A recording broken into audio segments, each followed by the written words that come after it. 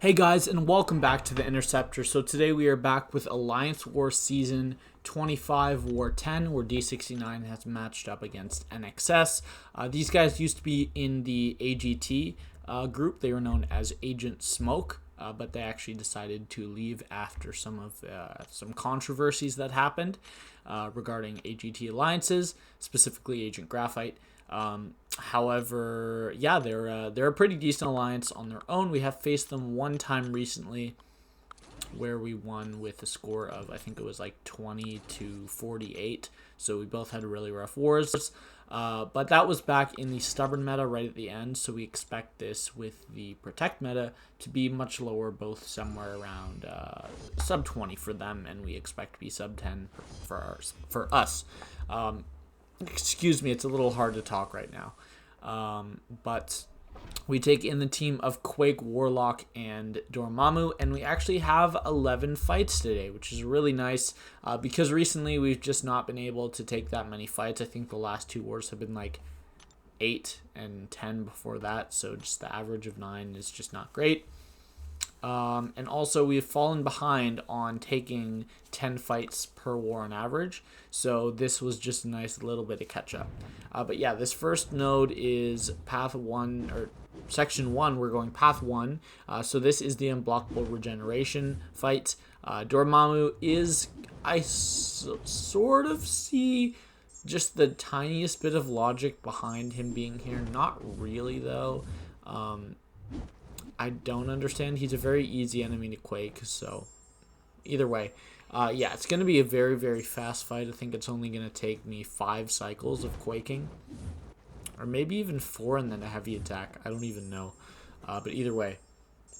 Yeah, this is actually the first video I have recorded since I got my braces 3 days ago. I'm sure you guys can hear the difference. It's actually not as bad as I thought, so that's why I'm still recording a video, or else I would just upload this without any, without me talking over it. Also, I wouldn't be streaming this Sunday, which I will be doing still with Clown. But yeah, that fight goes down really fast. It's a very easy fight. And next, I'm actually going to switch up my plan. So originally, I was going to just Quake this Spider Ham. But then I thought about it a little bit, and all of the White Mags pre-fights I have to use in this war are for my own fights. So if for one of the future fights I was going to use it on, I give it up, then I could use it on this fight, which just eliminates the risk of masochism. I'm still going to trigger it with my heavies, but that's just because I wanted to, I just wanted to get the infection as fast as possible, and for the rest of the fight, he's not going to heal. In fact, this guy is running willpower, so he's actually... Oh, wait. Does this guy not have willpower? Oh, he does. Okay.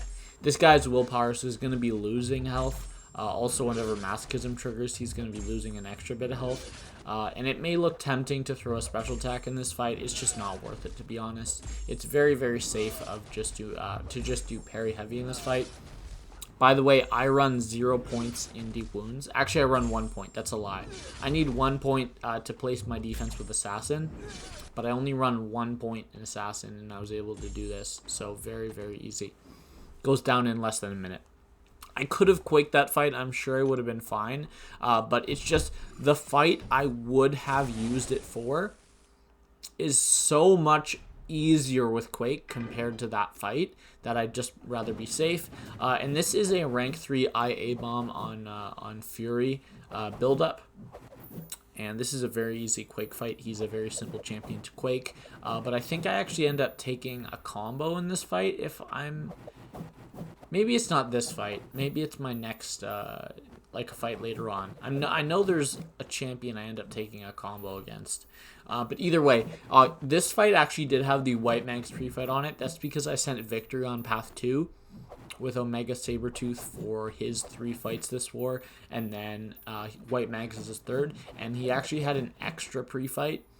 So he just threw it on here. I didn't need it, obviously. When you're Quaking, it's almost irrelevant. There are very, very, very rare times when it makes a difference, but almost never. And this is one of the times it's not going to make a difference. It just speeds the fight up ever so slightly. And right there, if I had thrown my heavy attack, he actually would have stayed alive. But because I let the aftershocks take him down because he had the concussion on him, he actually does not get his immortality. Tilda was here to move me up for some energy, and then we're going to take this rank 3 Doom on Power Stack, which I take literally almost every war. I think I've taken it 8 out of 10 wars this season. But yeah, this is a very, very easy fight, and this one actually goes perfectly. I have to hit 3 parries at the beginning, so I lose 7% health, but I get the dex on the first cycle, and I don't make a mistake for the rest of the fight. I never throw my heavy. It's just a super, super clean fight. So I'm very, very happy about how this fight went. It's not the smoothest. It's not the smoothest that the fight has gone. I have had one where I only had to take 2 parries, and then I had a perfect Quake fight. But this is the second best I have done. I didn't get hit, and I also never got a shock debuff on me. But yeah, very, very easy fight. I used to say that Quake was not super, super safe for this, and I used to think Magic was the best fight, or was the best option. But now, I definitely think Quake is the best option. Even if you took this fight back in Stubborn, and you just played it parry style, sure, you'd probably lose 40% of your health, 30% in block damage. But I actually think she's quite a good option for this, to be honest.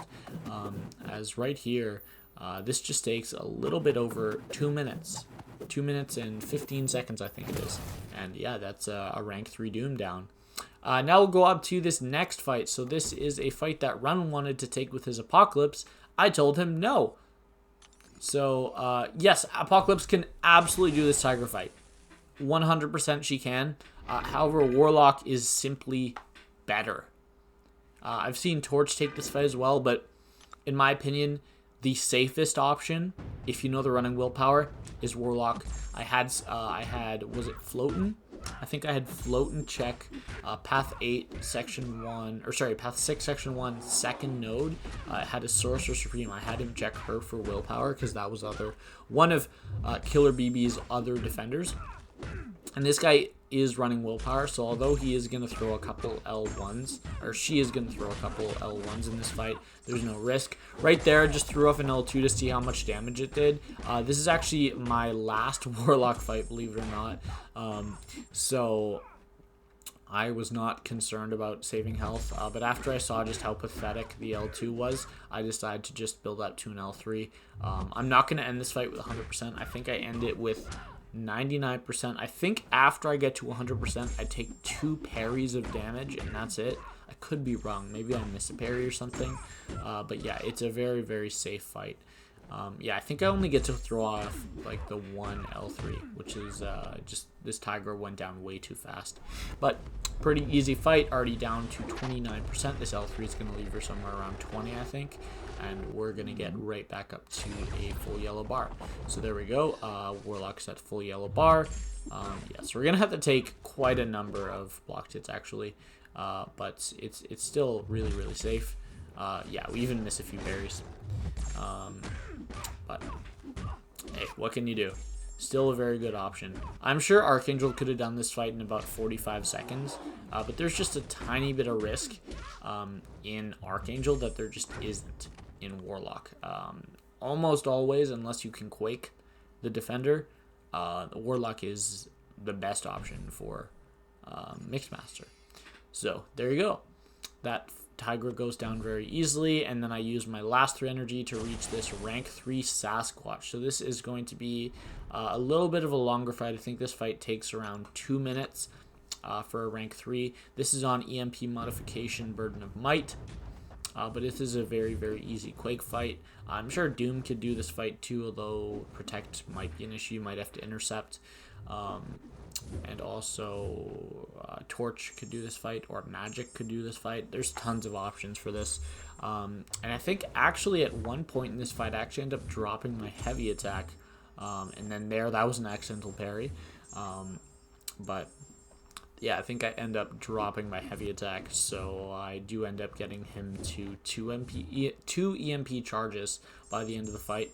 But it's really, really easy. I probably should have sped this fight up a little bit more. Oh, actually, no. This is the fight I get tagged in, right? So, if you guys don't know the way that Sasquatch works, he's actually stun immune in Wrath. So right there, he went stun immune, so he activated Wrath in the middle of my stun with Quake.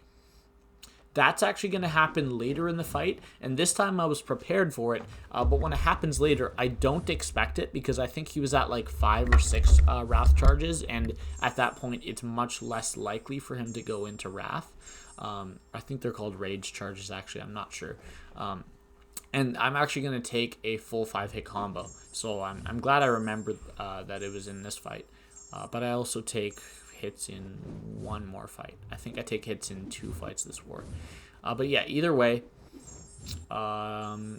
this fight is going down. I think it's right here in this next cycle. I think I take a full 5-hit combo. Yeah, right there. It was actually not the way I thought I took a combo. I thought it was, never mind. I guess I just messed up my quaking and took a hit. But yeah, there we go. This fight is almost done. Like I said, it's a little bit of a long fight. It's 2 minutes. Probably should have sped this up times 2. I only sped it up 50%. Wait, no, I didn't speed this up at all. Wow, okay. Maybe I didn't speed up the next fight either. And you guys are just gonna have to skip through it or get tortured by a rather long fight. So yeah, just a little over 2 minutes, 2 minutes 15 seconds. Pretty easy fight though. And Sasquatch goes down. So now we're going to make it over to... Oh, I did speed this fight up. This is a rank 3 6-star Hulkbuster on Vigor, so I'm on double path 1 because they're both very quakeable paths in general. And we're actually going to boost up pretty big. We're going to go with the 20% and then the 15% attack, 15% health, which is total 50% attack and... Wait, is that right? No, it's total 35% attack and 35% health. So pretty, not a huge difference from that to the big boosts. But yeah, in this fight, my timer is actually off quite a bit, and there are multiple times in this fight when I'm trying. Excuse me. I'm trying to cancel out Vigor, and I just don't. And he actually heals. I think it's like 4 or 5 times in this fight, which is quite annoying. And it just elongated the fight a little bit, but it's a perfect fight, so I don't really care how long it takes. Hulkbuster seems to have pretty good physical resistance, as I'm not doing a ton of damage, but yeah, right here, 2450 is what he was ticking for, so that's 4,900 health a second he was gaining there, which is just a little bit unfortunate that he gains that much health when I don't stop Vigor, but that's just a little bit of risk to Vigor, so yeah. I could have used Warlock here very, very easily, by the way, but I just would have taken a little bit of shock damage, so just being safe. And yeah, this Hulkbuster is going down quite nicely. There we go, just over 2 minutes, so a little bit faster than the last fight, about 10 seconds faster, and that fight does go down. Now we will go up to this rank 3 Manthing. And this is going to be another Quake fight, but I actually overlook MD5 in this fight, and when I dex for the first time, he's going to shoot straight to a special 1, and I'm going to eat the special 1, so enjoy me taking hits. Right there, also, I don't know what happened. I guess my spacing was just a little off when I dashed back, and actually, it was not just the fact that I got nullified and power snack. It was actually the combo. So with just the nullify from power snack, he would not have gotten all the way up to a special 1. But what we're going to do is we're going to actually call this strategic pushing below 50% for courage damage. We're going to call it strategic, all right? Don't forget that. So yeah, I intentionally took all of those hits just so that I would do a little bit more damage while I'm quaking. Also, intentionally letting off a few heavies there. I'm joking, of course. This is a egregiously bad fight. This is maybe the worst Quake fight I've had in a very, very long time. I made 2 mistakes so far in this fight, and I'm going to continue to make mistakes. I think I threw off 1 more heavy attack during this fight, which is just absolutely disgusting that I was able to get to a bar of power without using a special 1 boost using Quake. Of course, sometimes you have a magic fight or a Warlock fight followed by a Quake fight, or or you just have it left over from previous fights. So sometimes Quake starts with bar power. But yeah, that fight goes pretty nicely. And Manthing goes down. Sorry, not pretty nicely, pretty horribly. But Manthing goes down. And there, it had me worried a little bit when it was taking so long to load, but it finally loaded. And now we're going to get into this Kingpin, who is actually quite annoying. This is a rank 3 Kingpin on Buffet. It's quite an easy fight, to be fair. However, he's not going to let me cancel out Buffet the first 3 times. So I'm going to trigger Buffet, I think it is 3 whole times in this fight, because of how horrible his AI was. Right there, I thought I was using a white mags pre-fight, or I think I was just messed up a little bit. I wasn't really sure, but I know I have to save it for my last fight this war. So we do have a Kingpin here, and we don't trigger Dex in the first one, so I'm like, okay, just come into me so I can trigger it during concussion. Nope. Look at this. Trigger Dex. Keeps backing off. Okay, that means I have to trigger Dex another time during concussion. Nope, I'm going to dash back again. So we've now triggered it twice in the fight. I guess we only trigger it twice. The rest of this fight is a perfect Quake fight. It just takes a little bit of time. And then right after we set it up, I do end up speeding up the video just because it's quite a long fight. But all of my last 3 fights are actually all Quake fights. Wait, no. My last 1, 2, 3, 4, 5, 6 fights are all Quake fights. So I did speed up almost all of them. I think I didn't speed up the Sasquatch or the Manthing, and that's the only one. But yeah, it's going pretty fast. Kingpin's going down. He's down to 38% now. Yeah, there's not too much to say about this fight. He was very uncooperative with me getting my dexes during the concussion, so I was never able to shut it off. I activated it twice during the fight. Just made the fight longer by probably about 25 seconds total. So I'm not too worried about that, but just a little bit annoying. And this Kingpin is going to go down. He went for that heavy attack there, and I evaded it with my heavy. Of course, you cannot do that when Kingpin has the synergy, which prevent his heavies from being evaded, but you can do it normally. So there we go. Now we go for a rank 2 6-star King Groot on Indomitable enhanced regeneration, and I've quaked a rank 3 King Groot on this node before, but this is just going to be an easier version of that fight. That fight took a little bit over 2 minutes. I think it was like 2 minutes and 10 seconds. So this one should take just under 2 minutes, following that logic. But we cancel out the regeneration. That's right as it's going to come back. We do end up having the concussion on him. So now all we have to worry about is quaking this guy down. So this person actually placed with the max regeneration. What's it called? The plus 5 ticks. Usually you don't see that. Usually people only run 1 point. I only run 1 point. So yeah, this person plays their defense with it. So just ever so slightly longer. But King Groot's actually got a pretty big health pool, so I'm not surprised this fight's taking so long. And I also think the last time when I quaked a rank 3 on this node, I was using a 30% boost, so the difference sort of makes sense. And about 2 more cycles. Yeah, this is just a really long fight. And then I parry once there by accident right at the end. But I don't really need to heal up Quake again. I think I end up healing up Quake after this fight, just to be super, super safe. But in the next fight, I don't end up needing it. It's actually a waste because I don't... yeah, this fight actually took the exact same time as a rank 3 on this node because of the boost difference. Wow. But yeah, we have a rank 2 6-star Modok here. This is the Stunning Reflection Hazard Shift Mini. And this is a fight you guys have seen me quake, I think, twice before. Both times have been R3s on this node, and I sped this fight up.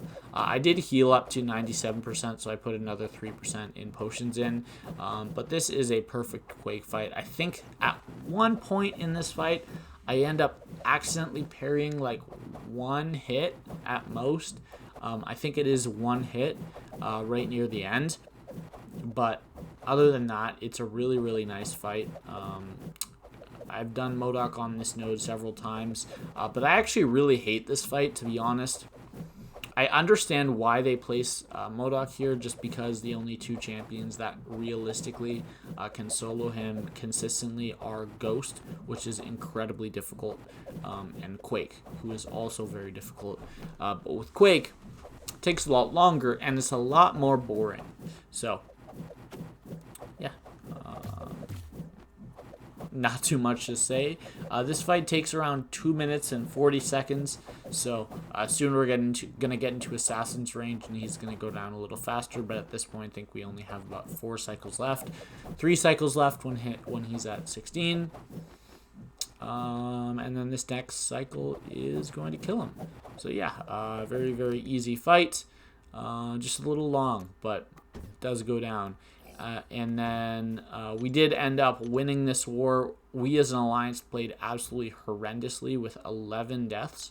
My BG had 3 deaths, which is, I think, the worst we've done all season, maybe tied.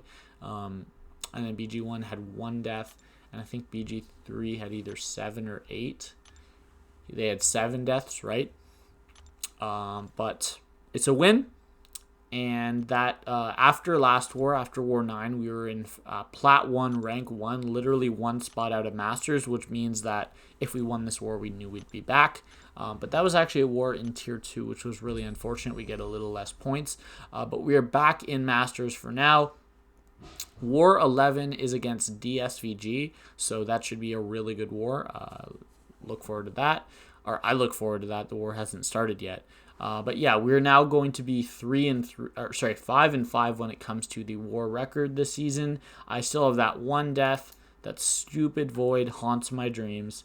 PSR 98 out of 99. So we are 1 fight off pace for taking 120 fights, so 10 fights a war. And we have 2 wars left. We need to do 21 fights. I know I can do it. Deathless streak is up to 32. So hopefully we can hit 50 by the end of the season, have like a halfway start going into next season. But yeah, that's going to be it. Hope you guys enjoyed, and I'll see you in the next video. Hopefully my voice wasn't too bad for this, although I know you guys will notice it.